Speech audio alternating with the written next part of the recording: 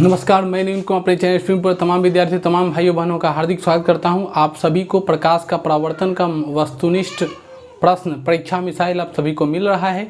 उसी क्रम में आज हम लोग तीसरे डोज की तरफ बढ़ेंगे। आज का 15 मोस्ट VVI हॉट क्वेश्चन जो आपके एग्जाम में पूछे जाने की संभावना बहुत ज़्यादा है।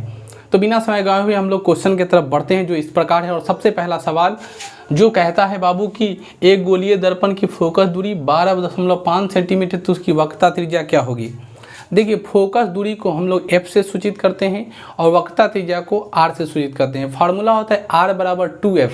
कहने का मतलब कि त्रिज्या जो होती है, वक्रता त्रिज्या जो होती है वो फोकस दूरी की दुगुनी होती है। फार्मूला होता है, रिलेशन जो होता है R बराबर 2F लिख सकते हो या F बराबर R/2 लिख सकते हो। ये दोनों यही चीज़ है। तो आप यहाँ पे अगर दिया है क्या कि फोकस दूरी दिया मतलब F दिया है तो त्रिज्या कितनी होगी, तो फोकस दूरी की दुगुना होती है त्रिज्या, इसीलिए 12.5 का 12.5 का डबल करेंगे तो कितना होगा 25। तो 12.5 दूना कितना हो जाएगा 25। तो पहला आंसर कितना होगा बाबू 25 सेंटीमीटर। अगला सवाल है, वे किरण पुंज जो एक बिंदु से निकलकर फैलती चली जाती है, वे किरण पुंज जो एक बिंदु से निकलकर फैलती हुई चली जाती है उसे अपसारी किरण पुंज कहते हैं। और एक बिंदु पर आकर मिलती हुई प्रतीत होती है उसके अभिसारी किरण पुंज कहते हैं। और हमेशा चलता रहता है उसे समांतर किरण पुंज कहते हैं, जो पहले वाले वीडियो में मैं बता दिया था। एक बिंदु से निकलेगा और फैलकर जाता हुआ आपको प्रतीत दिखाई देगा अपसारी किरण पुंज, एक बिंदु पर मिलता हुआ प्रतीत दिखाई देगा अभिसारण किरण पुंज, समांतर वे में बैठता हुआ दिखाई देगा समांतर किरण पुंज। अगला सवाल है, सर्च लाइट परावर्तक सतह होता है। सर्च लाइट का परावर्तक सतह अवतल होता है। सर्च लाइट का परावर्तक सतह कैसा होता है, अवतल होता है। सर्च लाइट मतलब समझते हैं कि जो टॉर्च होता है, तो टॉर्च में मोटरसाइकिल के अग्रदीप में जो आगे जो लगाते हैं परावर्तक सतह वो किसका होता है, अवतल दर्पण का होता है। यदि आपतन कोण 60 डिग्री हो तो परावर्तन कोण कितना होगा।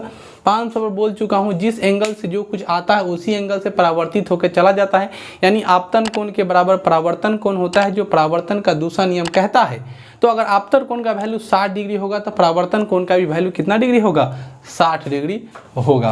अगला सवाल है, दर्पण की लंबाई को क्या कहते हैं, तो दर्पण की लंबाई को दर्पण का द्वारा कहते हैं। दर्पण की लंबाई को दर्पण का द्वारा कहते हैं। और आप लोग को मैं पढ़ाया था कि दर्पण जो होते हैं वो 3 तरह के होते हैं। एक का नाम है गोलीय दर्पण, एक का नाम है परवलिक दर्पण, एक का नाम है समतल दर्पण।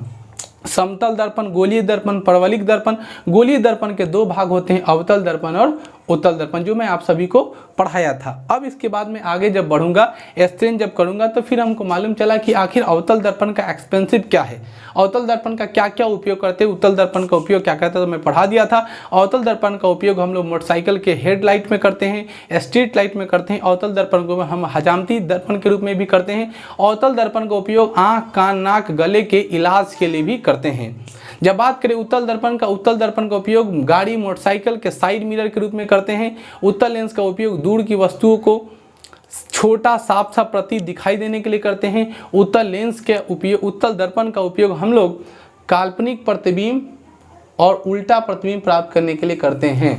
अगला सवाल हम लोग आगे बढ़ते हैं, जो होता है दर्पण किसे कहते हैं, तो दर्पण हम बताए थे वह चिकनी तथा चमकीली सतह जिसका एक भाग पेंट अवश्य हो, रजतीत अवश्य हो, उसे हम लोग क्या कहते हैं, उसे कहते हैं बाबू, ऐसे चीज को हम लोग बोलते हैं दर्पण। अगला सवाल, गोलीय दर्पण के फोकस दूरी और वक्रता त्रिज्या की क्या होती है, अभी पढ़ा है। गोलीय दर्पण की वक्रता त्रिज्या की फोकस दूरी आधी होती है। वक्रता त्रिज्या की फोकस दूरी आधी होती है, वक्रता त्रिज्या की फोकस दूरी आधी होती है। अगला सवाल, अवतल दर्पण में जब वस्तु अनंत पे हो तो वस्तु का प्रतिबिंब कहाँ बनेगा। अवतल दर्पण में जब वस्तु अनंत पे हो तो वस्तु का प्रतिबिंब बनता है फोकस पर। कहाँ बनता है, फोकस पर बनेगा। अवतल दर्पण में जब वस्तु अनंत पे रहता है तो वस्तु का फोटो कहाँ बनता है, फोकस पे बनता है। अगर इन्फिनिटी पे रहेगा तब फोकस पर आकर चित्र बन जाएगा। अगला सवाल है, उत्तल दर्पण की वक्रता त्रिज्या और फोकस दूरी कैसी होती है। उत्तल दर्पण की चिन्ह परिपाटी के अनुसार उत्तल दर्पण की फोकस दूरी और वक्रता त्रिज्या हमेशा धनात्मक होता है, अवतल दर्पण की हमेशा ऋणात्मक होता है। अगला सवाल, प्रकाश से किसी वस्तु को टकराकर लौटने की घटना को क्या कहते हैं, प्रकाश का परावर्तन कहते हैं। प्रकाश को किसी बिंदु वस्तु से टकराकर लौटने की घटना को प्रकाश का परावर्तन कहते हैं। और हम लोग चैप्टर ही पढ़े प्रकाश का परावर्तन। परावर्तन के 2 नियम हैं, आपतन कोण के बराबर परावर्तन कोण होता है, आपतित किरण, परावर्तित किरण तथा आपतन बिंदु पर डाला गया विलंब, तीनों एक ही तल में होते हैं, जो दूसरा नियम कहलाता है। अगला सवाल है कि प्रकाश की किरणों का पथ दर्शाने वाले चित्रों को क्या कहा जाता है। प्रकाश की किरणों के पथ को को दर्शाने वाले चित्र को हम लोग कहते हैं किरण आरेख। किरण आरेख कहते हैं, किरण का लाइन खींचते हैं ना, उसी को बोलते हैं किरण का आरेख। अगला सवाल है, किस प्रतिबिंब को पर्दे पर प्राप्त नहीं किया जा सकता?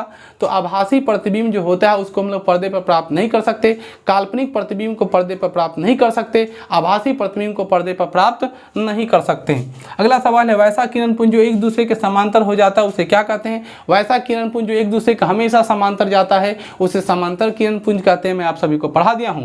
अगला सवाल पुंज, वे किरण पुंज जो भिन्न दिशाओं से आकर एक बिंदु पर मिलती है उसे अभिसारी किरण पुंज कहते हैं। एक पर आके मिलेगा अभिसारी, एक से फैलता हुआ दिखाई देगा अपसारी, हमेशा समांतर रहेगा समांतर किरण पुंज। पानी का अपर्तनांक कितना होता है? पानी का अपर्तनांक होता है 1.33। प्रकृति में सबसे अधिक अपर्तनांक की जब चर्चा होती है तो सबसे अधिक अपर्तनांक किसका होता है?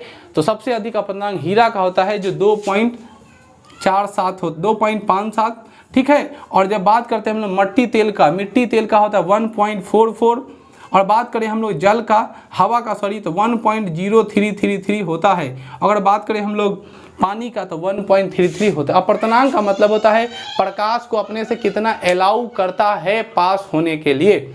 उम्मीद करते हैं मेरा वीडियो आपको अच्छा लगा होगा। मेरे चैनल पे नए हो तो चैनल को सब्सक्राइब करना मत भूलिए, वीडियो को शेयर कीजिए, अगर वीडियो अच्छा लगा तो लाइक करना भी मत भूलिए। जय हिंद, जय भारत, जय स्टूडेंटपुर। मिलते हैं नेक्स्ट वीडियो में।